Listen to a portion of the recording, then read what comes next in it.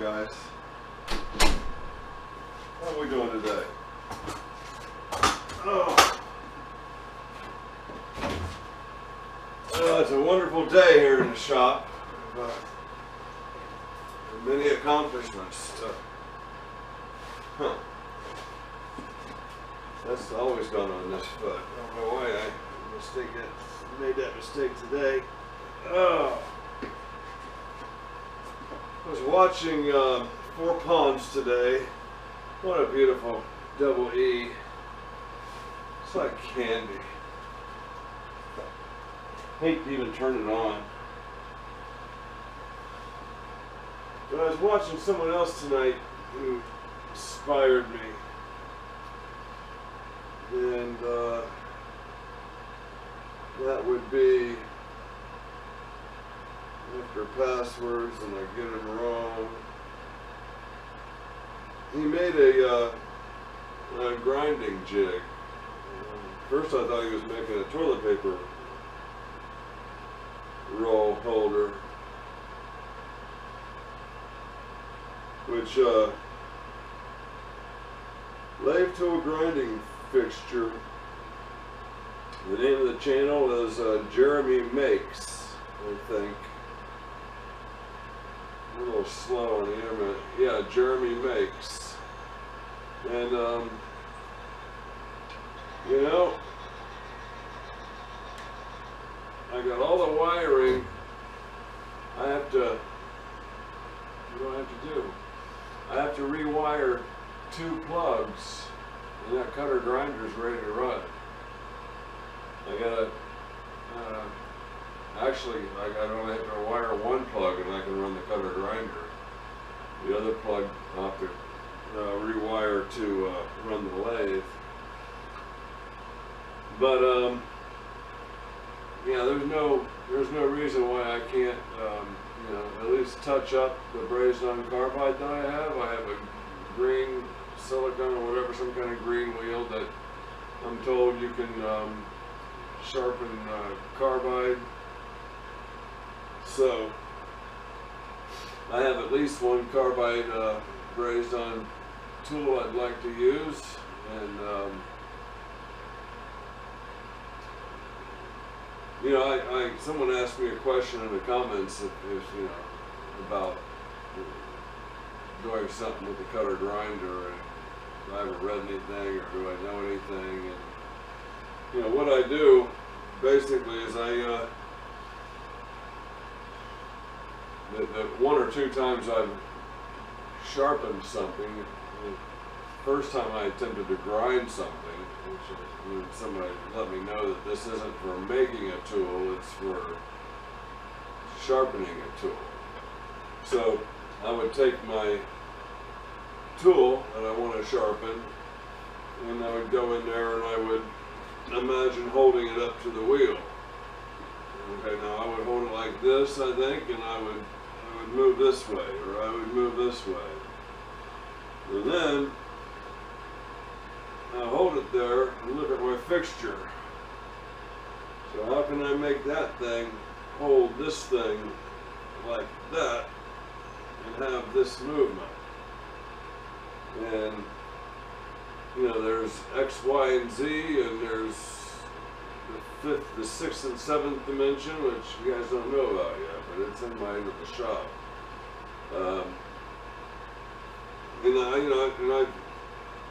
I don't, you know, who knows if it's right or wrong. You know, I did sharpen some tools, and so I guess it was right. But that's the extent of my knowledge and experience with the cutter grinder. Now, I should be actively seeking out some materials on how to operate a cutter grinder. I should be actively seeking out and watching people using cutter grinders on YouTube, and I have done that, okay? And but I don't have the same fixtures that they have.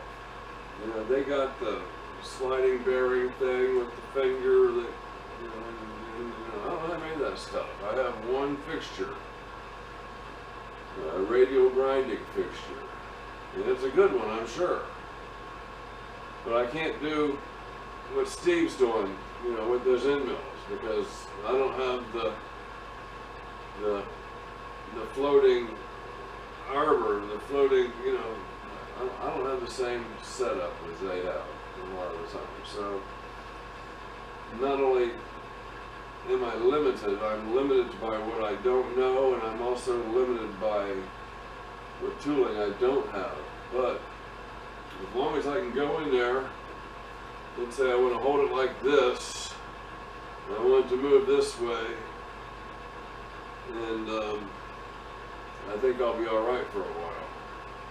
I've been going to watching online auctions and looking for auctions that are selling KOD grinders, and then going through the whole auction, all the items, and looking for that box that has all the attachments to the KOD tool cutter grinder. They love to separate that stuff, the auctioneers do. So I have actually I have run across a couple of things. I've been outbid on them, but so I just need to keep stabbing at it. I keep getting, you know, distracted by getting a new lathe. That kind of put me off of the cutter grinder. But yesterday I just about finished the wiring to run the 3-phase in there. Let me show that to you.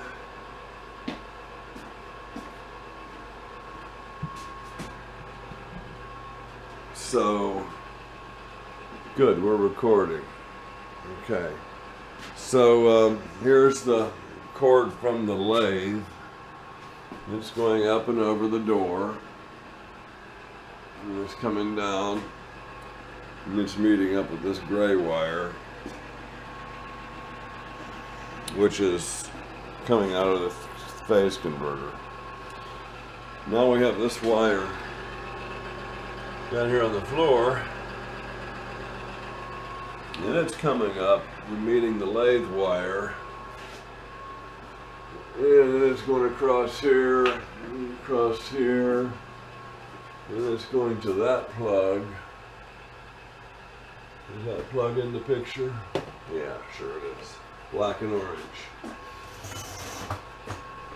Okay, then that comes out the other side of the wall here as a gray wire.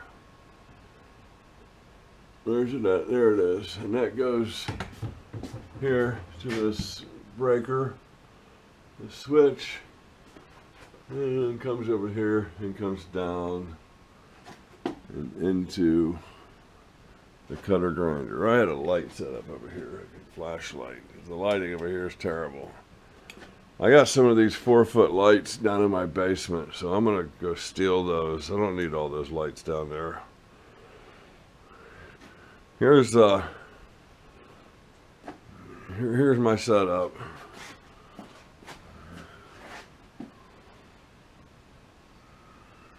So basically I am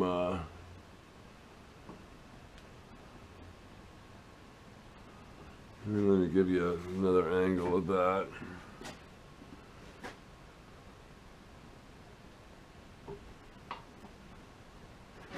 And then yet another angle of that.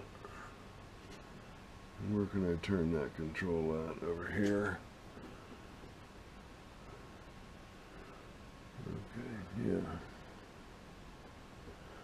Yeah, you can operate this machine from every side. And this is the radial grinding fixture. I made this adjuster. This one came with it. It has 2 axes of travel. I simply have a machinist vise attached to it. There's no washers touching machine surfaces here. This is a machine surface against a machine surface.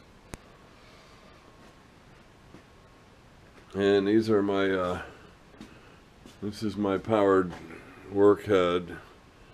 And here's the motor for it. Here's the stand for it. Here's the powered work head. Here's the motor for it. Here is a diamond dresser for grinding a wheel in a certain, I guess a cupped wheel. It would be, it's not set up to grind the wheel that I have in there. And then I have, I guess my tailstock.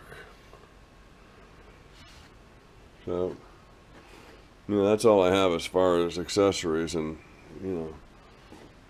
I'm lucky to have this one. Some construction guy come around the corner. We were getting ready to leave and said, "Oh, this goes with your machine."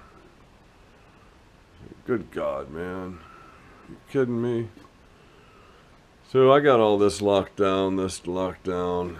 I'll go back and double check everything and make sure. But see, now that I got this done, to do the other side, all I have to do is pull these pins, let this table rotate till I'm on this surface. And so that'll be a future video. So I've kind of made like a little work area here. The shelf, the propane tank is like and the shelf is like the boundary. And so there's the shelf for the cutter grinder stuff. There's the cabinet. There's the cutter grinder itself. And then these shelves are for my everyday work around the house tools. Let me turn this out. And there's another one behind this cabinet. I call it a baker's office. So there's where you do all your accounts receivable and whatnot. And this is where you put all your half sheet trays of pies that are cooling off, waiting for people to come and buy it. Nice little desk. It's got brass locks,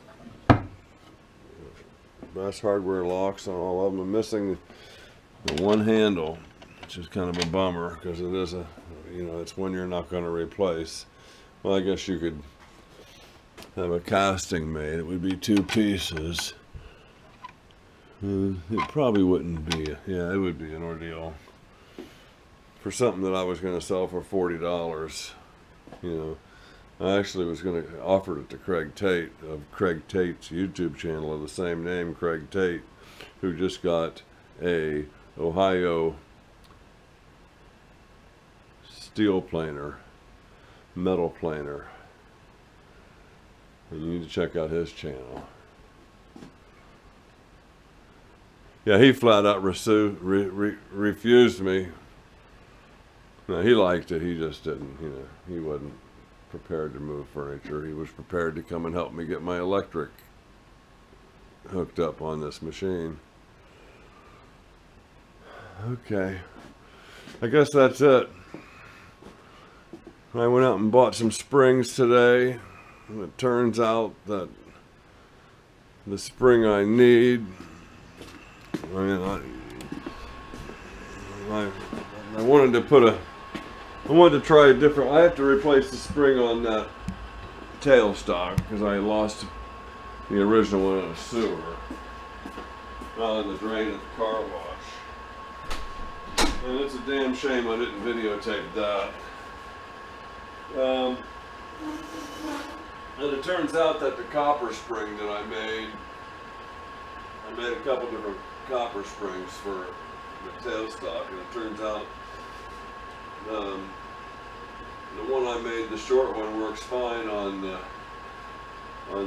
carriage stop. Now somebody pointed out, I think it was George G, that the quarter 20 screws I have going into the body holding that block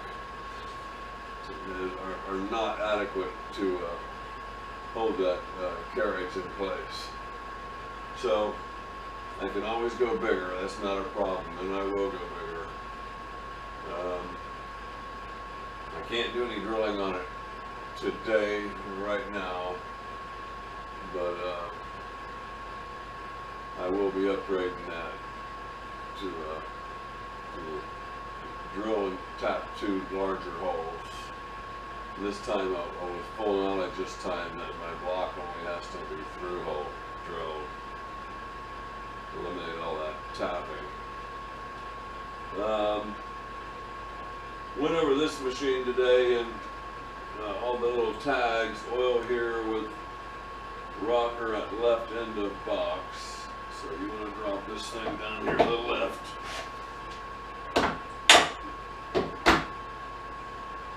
And oil it while it's there. There's that paint remover I have all over my hand now.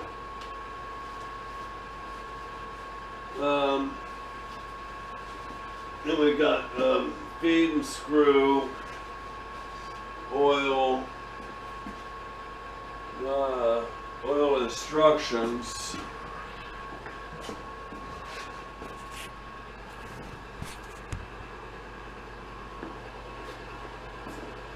And then I did the top of these letters in black. This gold is the original gold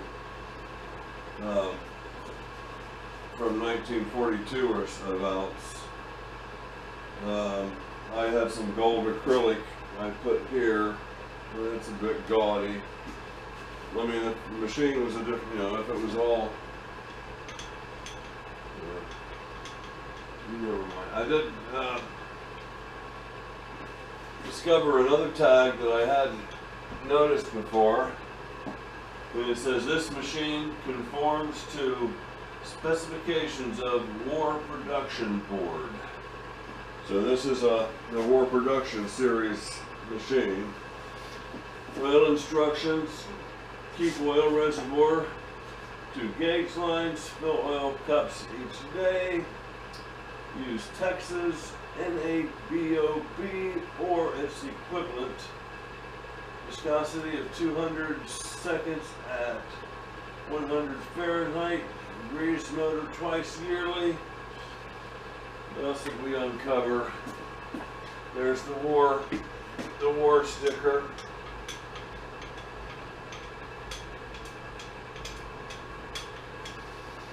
And then there's a Pratt & Whitney, Hartford, Connecticut, 12-inch lathe, Model B, serial number that match this number, 1431, and then patent date starting at April 15th, 1924. Then there's some 25s. And then the latest one is July 7th, 1925. So the patent dates go from April 24 to July 25. And I have the casting stamp of the full serial number. And here's another one that I haven't transformed yet. I'll give you an idea how that happens, I guess. So right here we have a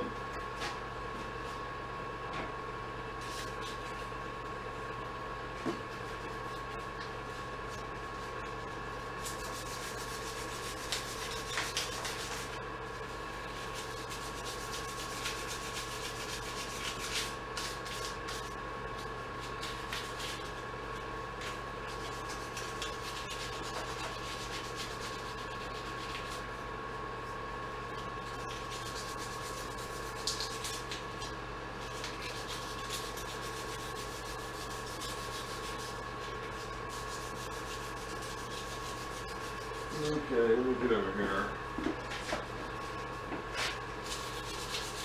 Cut my thumb. It's hard to do anything with a cut thumb.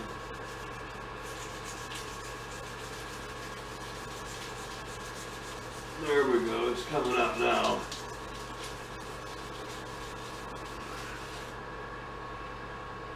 Do not engage or reverse clutch lever with spindle running above 322 RPM.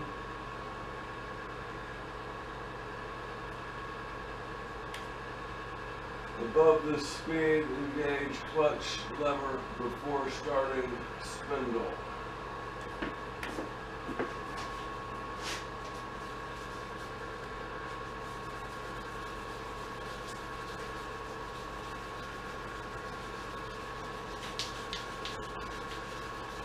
There, that's perfect. What they're saying is don't do this at RPMs of over 2 and 2.2, or 322. And if you're going to be turning at speeds greater than that, set it up before you start. I'm going to be modifying the carriage lock. I currently have a 1-inch wide bar under there grabbing. I'm traveling, especially backwards, it wants to cock around. So I have a, this is in my drawer. It is the exact size I need. Bring it down here. And it just slides all the way in. It's perfect. I might need to round off the leading edges.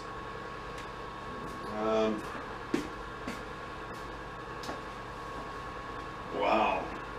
Did he just walk out of the shot?